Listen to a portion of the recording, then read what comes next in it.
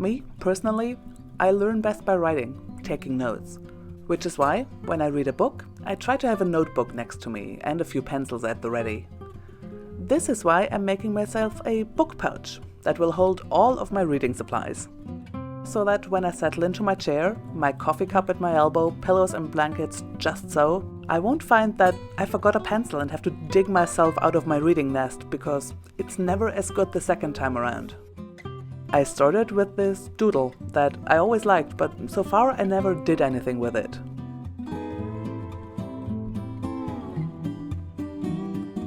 I'm also trying to be thrifty, so I'm using a bit of an old pair of jeans for fabric. Denim, as you know, is hard wearing, so my pouch should be able to stand up to years of abuse, hopefully. I've chosen greens and browns for embroidery threads. The doodle I'm using is kind of a stylized vine, so greens for the leaves and browns for the vine. I didn't have a zip long enough for the size of pouch I'm making in my stash, so I spent €1 and change for this 30cm zipper.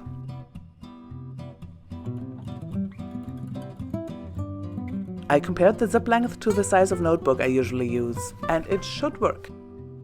Before I start working, I try to go over all parts of the project several times to make sure that all the sizes are right, the materials are all gathered, and that I like the colors. Embroidery, though enjoyable, is a big investment of time and energy, so it is worth making sure before you start that you're happy with and prepared for all the steps in the process.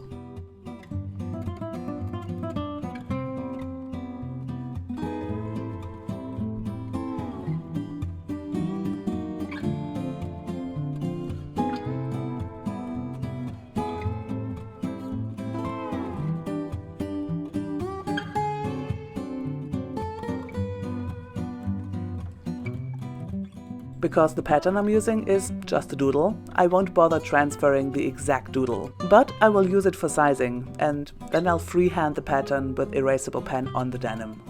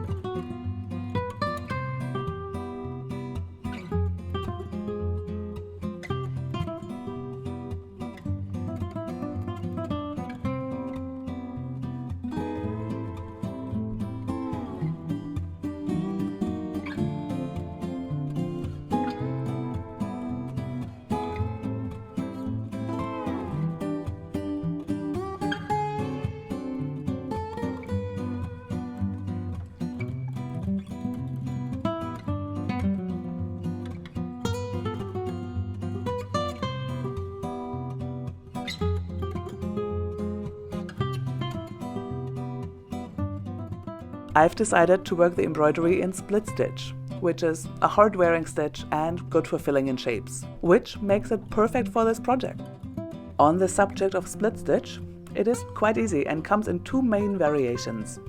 For the first and more common variation, come up through the fabric and make a stitch. Then take your needle back up through the stitch, splitting the embroidery thread of the first stitch. Take the needle down a little further along and come up through the stitch just made.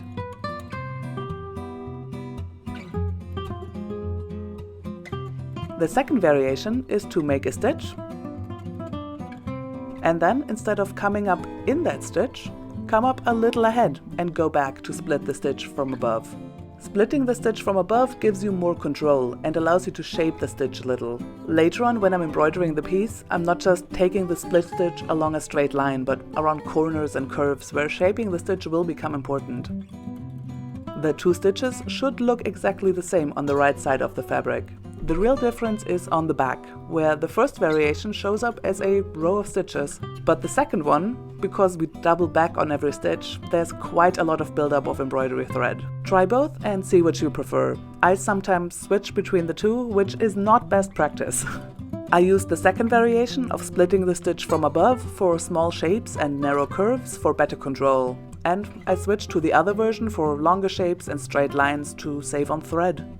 Skeins of cotton embroidery thread cost, depending on where you live and the quality of cotton thread, around €1 a piece. So on a larger piece like this, that is worked with 6 strands, you'll go through quite a few skeins.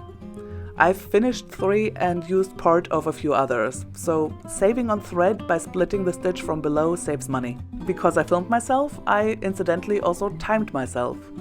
So I can tell you that stitching the sleeve took me 1 hour and 15 minutes, including a bathroom break.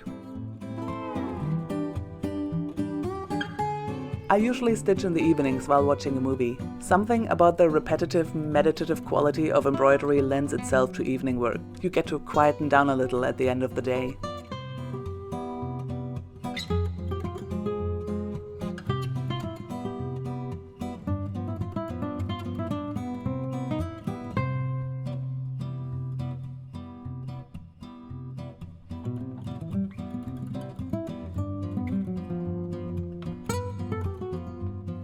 To track my progress, I take a picture every evening after I've done my stitching. Usually while working you stare at the unfinished parts, which can trick your mind into thinking you're not making any progress, so photo proof is a little psychological boost to keep you going.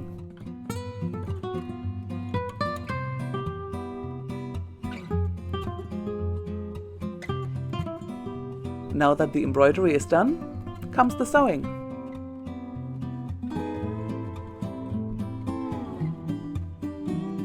To protect the back of the work from pulls and so on, I'll line the pouch with this red fabric.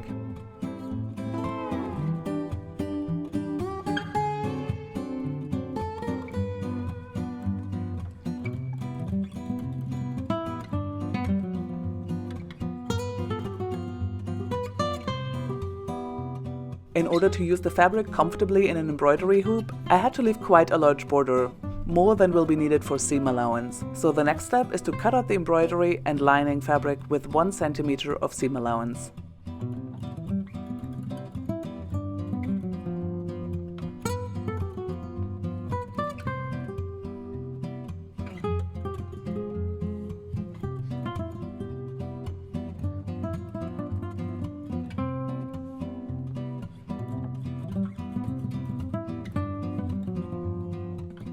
Now we're going to fix ourselves a little fabric sandwich.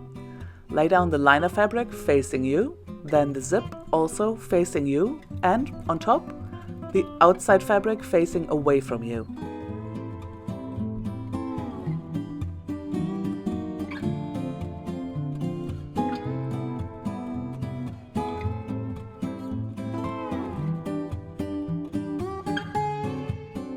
Pin the 3 layers together. I'm sewing the seam in 2 stages to avoid the zipper pull. First, with the zipper open, I'll sew about 2/3 of the seam. Then, close the zip to move the pull out of the way and sew the other third.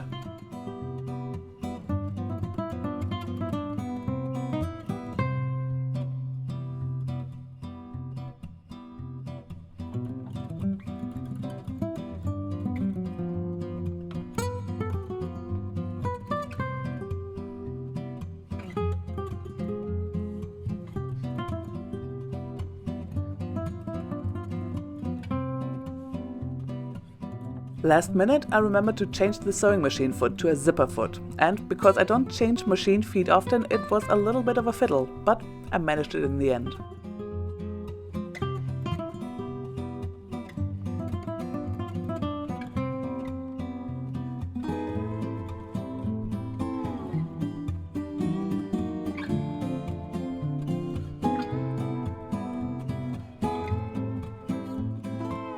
Now flip the attached fabric down to reveal the zipper. And make another fabric sandwich with the other bits of fabric. The lining facing you, the zipper facing you, and on top the outside fabric facing away from you.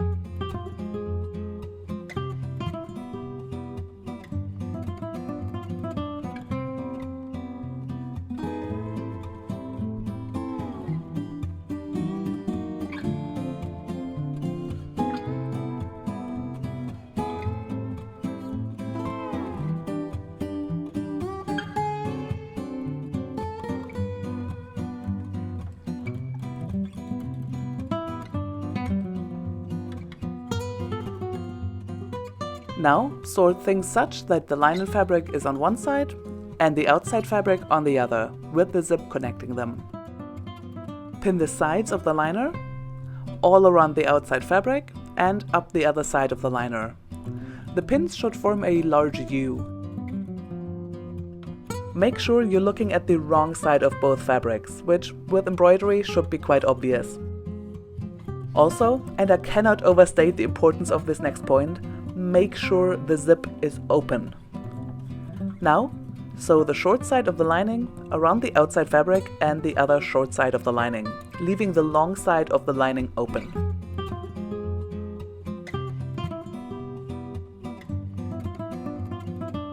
After you've taken the zipper foot off the machine and put the standard foot back on,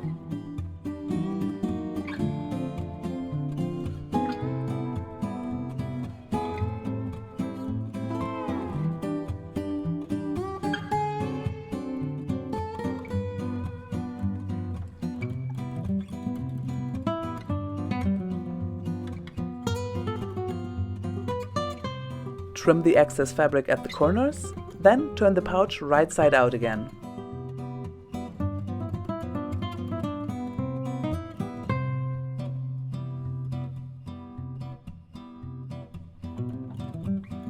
Turn the seam allowance on the last open seam and top stitch it shut. You could ladder stitch it by hand for a neater look, but it's the lining, so I took the shortcut.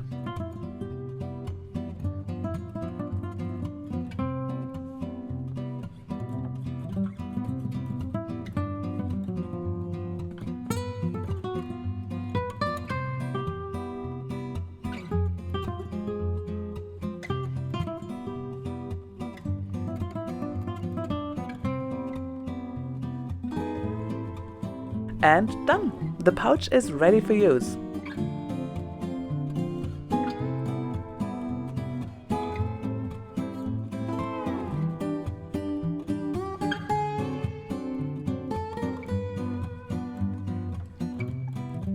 And I should have filmed this with a tripod, because closing a zip with one hand is tricky. Thank you so much for watching. If you have any questions, please leave them in the comments. And if you enjoyed this video and want to see more, you could subscribe and click the little bell icon, and you'll never miss another video.